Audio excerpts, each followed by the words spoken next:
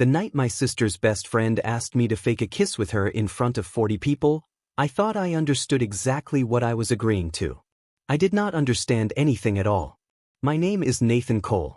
I'm 29, I fix industrial HVAC systems for a living, and up until that night I would have told you my life was about as complicated as a thermostat. Wake up, work, gym twice a week if I felt ambitious, dinner with my sister on Sundays because our parents were 3 states away and somebody had to keep the tradition alive. Simple. Predictable. The kind of life nobody writes songs about. Then my sister Casey dragged me to her friend Bree Sullivan's 30th birthday party, and everything got complicated in about 4 minutes. I should explain about Bree first. Bree had been Casey's best friend since college, which meant I had known her for almost 10 years the way you know furniture in somebody else's house. Present at every holiday. Familiar enough to nod at. Never really looked at. She was pretty in an obvious way, dark blonde hair, the kind of laugh that carried across a room. Still, she also dated a rotating cast of men who all seemed to have opinions about protein powder, and I had learned a long time ago to keep my mouth shut and my opinions to myself. The party was at a rented event space downtown, string lights, a rented bar, 40 or so people who all seemed to know each other better than I knew any of them. I was standing near the drink table, doing the thing you do at parties where you're not with anyone, holding a beer like it's a job, when Bree found me.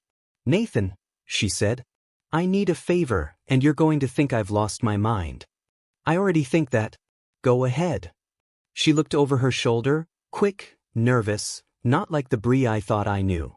Across the room, near the cake table, stood a guy in a blazer that fit too well, talking to 2 women who were laughing louder than the joke deserved. "That's Derek," she said. "My ex. He wasn't supposed to come. Casey invited him before we broke up and forgot to uninvite him, and now he's here with his new girlfriend telling everyone how mature and drama-free he is about the whole thing." "Okay," I said slowly. "That sounds like a Derek problem. It's about to become an us problem." She grabbed my arm, which was new. Bree had never grabbed my arm in 10 years of knowing her. "I need him to think I've moved on. Completely moved on. Like, disgustingly happy moved on." "And where do I fit into disgustingly happy?" She looked at me the way you look at someone right before you ask them to co-sign a loan. "Kiss me. Right now, in front of him. Just once. It doesn't have to mean anything." I nearly choked on my beer. "You want me to kiss you in front of your ex at your own birthday party?" "I want you to kiss me in front of my ex at my own birthday party," she confirmed, like saying it twice made it more reasonable. "Bree, I'm Casey's brother." "I'm aware. That's actually the whole plan. If it's some random guy, it looks staged. If it's you, someone Derek's met a dozen times at Casey's dinners, it looks real. It looks like something's been happening for a while that he just never noticed." I should have said no. I want that on the record. I looked at her for a long second, and somewhere in that second I noticed for the first time that her eyes were more green than I remembered, and that noticing bothered me more than the request did. "This is insane," I said. "Completely insane," she agreed. "If I do this, we tell Casey the truth. Immediately. Tonight. I'm not lying to my own sister about kissing her best friend." Bree's mouth twitched like she was fighting a smile. "Deal. And it's one kiss. Quick. Nothing dramatic." "Nathan, we don't have time to negotiate choreography. He's looking over here." I set my beer down on the table because it felt important to have empty hands, which tells you exactly how much thought I was putting into physical logistics and how little I was putting into common sense. Bree stepped closer. Up close she smelled like something warm, vanilla maybe, and her hand came up to rest lightly on my chest like she'd done this before, which almost made me laugh except my heart was doing something stupid and fast. "Ready?" she whispered. "No," I said and kissed her anyway. It was supposed to be quick. That was the plan. Quick, believable over. Instead, something happened that neither of us had accounted for in the plan, which was that it did not feel fake for even 1 second. Her hand tightened slightly against my shirt. Mine found her waist without asking permission from my brain. When we finally pulled back, we were both a little out of breath, and the room around us had gone strangely quiet in the way rooms do when they've noticed something. "Wow, Bree said softly, staring at me like she was seeing something new. Yeah, I said. Wow. Across the room, Derek had stopped mid-sentence. His new girlfriend was watching him watch us, which is never a good sign for a guy trying to prove he's over someone. He recovered fast, forced a laugh, said something to his group I couldn't hear. But the damage, if you could call it damage, was done.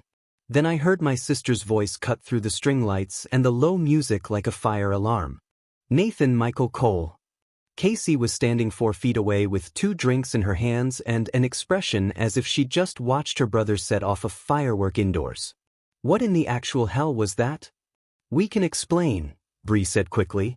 Please explain. Explain immediately.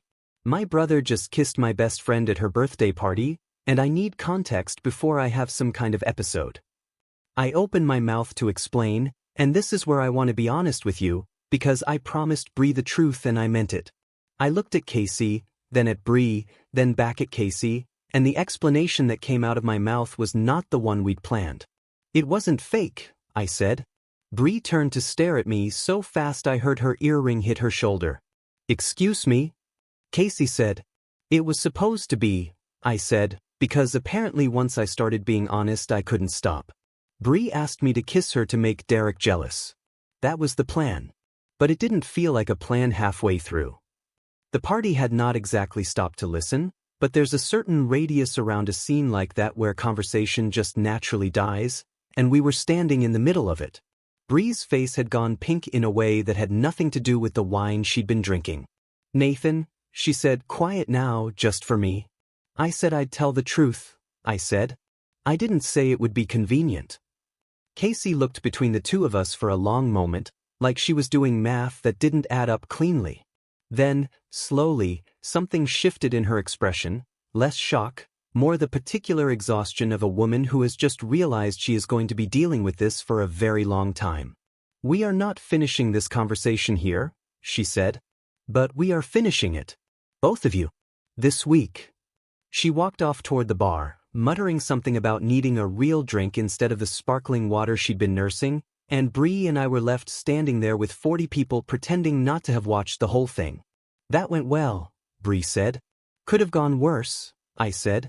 Derek could have said something. Derek's currently explaining to his girlfriend why his ex just kissed a stranger and looked happier doing it than he ever made her look in 2 years. Bree finally let out a breath, and something like a laugh came with it, shaky but real. I'm sorry. I didn't mean for it to turn into that. Into what? She looked at me, really looked the same way she had right before the kiss. Into something that wasn't fake. I didn't have a smart answer for that. I just said, me neither, and for the first time all night, neither of us moved away. The days after the party were strange in a way I hadn't expected.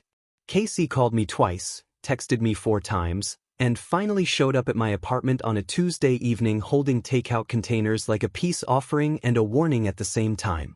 Talk, she said, setting the containers on my counter. Slowly. From the beginning. So I told her. The favor, the plan, the way it had gone sideways in about 6 seconds. Casey listened with her arms crossed, occasionally making a face like she'd bitten into something sour, until I got to the part where I told her it hadn't felt fake. You've known her for 10 years, Casey said. She's basically been in every family photo since I was 22. I know. You've never once said anything about her. Not one comment. I would have remembered. I know that too. Casey studied me for a second. So why now? I thought about it honestly, because she deserved that. I don't know if it's now exactly. Maybe it's always been there, and I never let myself look at it because she was your friend, not mine to look at. Then she asked me to kiss her, and I stopped being able to pretend I hadn't noticed her in years. My sister let out a long breath and sat down at my kitchen table like the conversation had taken something out of her. This is either going to be the best thing that's happened to this friend group, or it's going to blow it up completely. There's no medium version. I know that too. If you hurt her, Casey said, and her voice went low and serious in a way I rarely heard from her, I will choose her. I want you to understand that clearly. She's been my best friend since we were 19. You're my brother, and I love you, But if you turn this into something careless, I will not be neutral. I wouldn't ask you to be, I said. I don't want careless either. Casey studied me a moment longer, then something in her shoulders relaxed, just slightly. Then figure out what you actually want before you talk to her again. Because she's downstairs right now trying to work up the nerve to text you, and she's been doing it for 20 minutes. I watched her type and delete 4 different messages. You're spying on her texts. I'm supporting my best friend through an emotional crisis my own brother caused. Slightly different.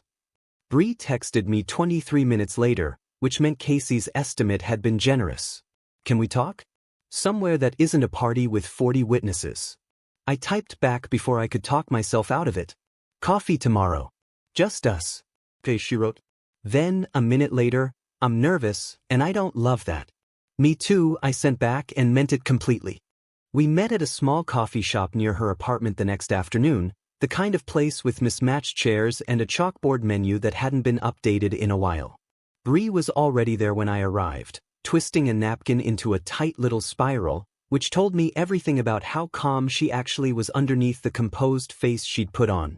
Before you say anything, she said as I sat down, I need to know if you meant what you said at the party, or if it was just adrenaline and an audience. I meant it. Nathan, I've dated men who talk a big game and disappear the second things get complicated. I need you to actually think about this before you answer, because complicated is exactly what this is. I'm your sister's best friend. If this goes wrong, it doesn't just cost us something. It costs her something too. I've thought about it, I said. I thought about it all night and most of this morning. Here's what I know. I've spent 10 years being polite to you at family dinners because you were Casey's, not mine, to have an opinion about. The second you asked me to kiss you, I stopped being able to keep pretending that was ever comfortable for me. Bree's hands stilled around the napkin. That's a very specific thing to admit. I'm done being careful about it. She looked at me for a long moment, searching for something, and whatever she found seemed to loosen something in her shoulders. Derek called me last night, she said. First time in 2 months. My stomach did something unpleasant. What did he want? To ask if the thing at the party was real. If I was actually seeing someone. She smiled a little, small and private. I told him it was very real and none of his business either way. Was that true? The very real part. I'm hoping to find out over the next several cups of coffee, she said, and something in my chest loosened for the first time since the party. We talked for 2 hours that afternoon, longer than either of us had planned, about things that had nothing to do with Derek or Casey or the party. She told me about the ceramics class she'd started taking on Tuesday nights because her therapist suggested she needed a hobby that wasn't dating apps. I told her about the craftsman bungalow I was slowly restoring on weekends, the kind of project that ate money and time and gave you nothing back except the satisfaction of old wood done right. She asked good questions, the kind that made you realize halfway through answering that you'd revealed something you hadn't planned to. By the time we left the coffee shop, the sun had shifted low enough to turn the street gold, and neither of us seemed in a hurry to say goodbye. So, she said at her car, what is this exactly? I think it's a second date that started with a fake one, I said. Or maybe the first date was real, and the fake part was just the excuse. She laughed, the real one, the one that used to carry across rooms before I ever let myself really hear it. That's a very generous read of the situation. I'm an optimist. You fix air conditioners for a living. That seems like a job for pessimists. Someone has to believe the system can be saved, I said, and she kissed me then, slower than the one at the party, with no audience and no plan behind it at all. Things were not simple after that, because things involving your sister's best friend rarely are. Casey watched us like a hawk for the first month, showing up unannounced at both our apartments with a frequency that bordered on surveillance. Derek, predictably, started showing up in places he had no reason to be, a mutual friend's barbecue, the same gym Bree had gone to for years, once even the same coffee shop where Bree and I had our second first date, sitting 2 tables away pretending to read a menu he clearly wasn't reading. He's not over it, Bree said one evening, watching him through the window from my truck as we sat in the parking lot after dinner. Over what? You two ended 2 months before the party. Over losing an audience, I think. Derek liked being the guy people talked about. Now people are talking about us instead. She wasn't wrong. Word had gotten around fast, the way it does in a friend group that size, and for a while it felt like every gathering came with a small current of curiosity underneath it, people watching to see if the thing that started as a favor would actually last or collapse under its own strangeness. It came to a head at Casey's 4th of July cookout, 3 months in, when Derek showed up with a date none of us had met and made a point of standing close enough to our conversation to be heard. "So Nathan," he said, loud enough to carry, "quite the glow-up for you. Went from fixing thermostats to dating Casey's best friend. Didn't peg you as the type to make a move like that." "I didn't make a move," I said evenly. "She asked me a favor, and I told her the truth instead of playing along. That's all it ever was." "Cute story," Derek said, smiling as he'd already won something. "Must be nice, stepping into something I built for 2 years and getting all the credit for showing up at the end." Bree's hand found mine under the picnic table tight, and I felt her go still beside me the way she did whenever something landed too close to an old wound. I looked at Derek and I thought about all the things I could say that would make the moment sharper, meaner, more satisfying in the way arguments sometimes are. I didn't say any of them. "You didn't build anything that lasted," I said instead, calm, not loud.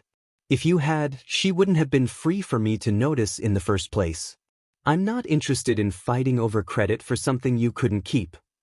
Derek's smile thinned at the edges, the way people's smiles do right before they realize the room isn't laughing with them anymore. His date shifted uncomfortably beside him. Casey, watching from the grill, didn't say a word, but I saw her exhale like she'd been holding her breath for exactly this moment. "Whatever," Derek muttered, and steered his date toward the drinks table, and that was the last time he ever tried it. Bree squeezed my hand under the table. "You didn't have to do that." "I wanted to." "I've never had anyone actually stand there and not flinch," she said quietly. "Every guy before you either made it worse or made me feel like I had to manage it myself." "I'm not every guy before me," I said, and she smiled at that in a way that told me she was starting to believe it. A year after the party, we moved in together, into the craftsman bungalow I'd spent 2 years restoring, the good bones finally worth something with someone to fill the rooms. Casey helped us paint the kitchen and cried a little, which she blamed on the paint fumes and nobody believed her. Bree kept a shelf by the door for the ceramics she made in that Tuesday night class, lopsided mugs and bowls that got better every month. And I drank my coffee out of the crooked ones on purpose because she'd made them with her own hands and that mattered more to me than a straight edge ever could. 2 years after the party, I proposed at the same coffee shop where we'd had our real first conversation, at the same mismatched table, no crowd, no string lights, no audience at all. Just her and a ring, and the truth I'd been circling since the night she asked me for a favor I never should have agreed to and somehow couldn't regret. "This feels a little full circle," she said, laughing through tears, the napkin in her hands twisted into the same nervous spiral it had been that first afternoon. "I wanted it to be honest," I said. "No performance. Just us, same as always." She said yes before I even finished the sentence, and later, when people asked how we got together, Bree would smile and say, "I asked him to fake a kiss so my ex would get jealous." Then I'd add, "And she forgot to warn me it wouldn't stay fake." Both of us knew the real answer was simpler than either version. The favor was never really the point. The point was that some things you can't fake convincingly unless some part of you already meant it, and neither of us had known that about ourselves until the moment it happened in front of 40 witnesses at somebody else's birthday party. Have you ever asked someone for a favor that turned into something you never saw coming? Or had someone ask you? Tell me your story in the comments. If you like this one, leave a like, subscribe, and I'll see you in the next video.